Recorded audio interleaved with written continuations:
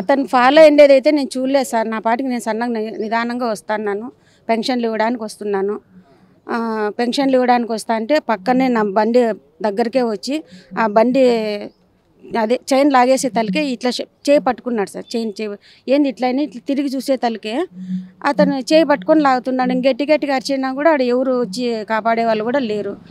Plus అదేమంటే chain లాగిన వెంటనే నేను కింద పడినాను.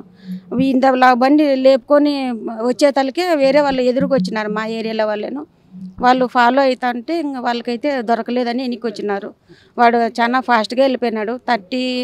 30 years ఉంటాయి సార్. ఒకడే ఉన్నాడు.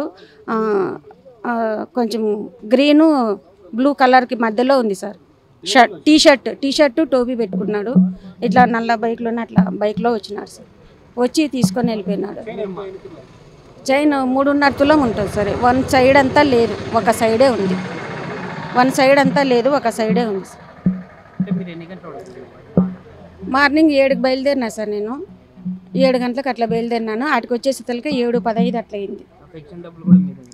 పెన్షన్ డబ్బులు అయితే సార్ దగ్గర ఉన్నాయి సార్. నేను లాగిన్ అయితే సార్ ఇచ్చేస్తాను నాకు. మామూలుగా అయితే మంత్లీ వెంటనే ఇంక అట్లే వచ్చినా సార్. నేను మళ్ళీ అక్కడికి కూడా పోలేదు. మళ్ళీ మా స్టాఫ్కి ఇన్ఫార్మ్ చేసినాను. ఇంకా ఇక్కడికి వచ్చినాను. అక్కడ ఏం లేవు సార్. అన్నీ వచ్చి చూసినారు, సార్ వాళ్ళు చూసినారు. నువ్వు ఎట్లా బయలుదేరినావు, నిన్ను ఎవరన్నా ఫాలో అయినారని మళ్ళీ ఇంటి వరకు వచ్చి అబ్జర్వ్ చేసుకొని వచ్చినారు సార్. మళ్ళీ ఇప్పుడు వచ్చి కంప్లైంట్ రాసిస్తారమ్మంటే రాసిచ్చే కానీ వచ్చినాను. లేవు సార్, లేవు. అక్కడ తపోవనం సర్కిల్లో ఉన్నాయి సార్. సర్కిల్లో ఉన్నాయి, తపోవనం సర్కిల్లో అయితే ఉన్నాయి. ఘటన జరిగిన దగ్గర అయితే లేవు సార్. సమాధుల దగ్గర నుంచి కొంచెం ముందరికి 10 అడుగుల ముందరికి ఉంది.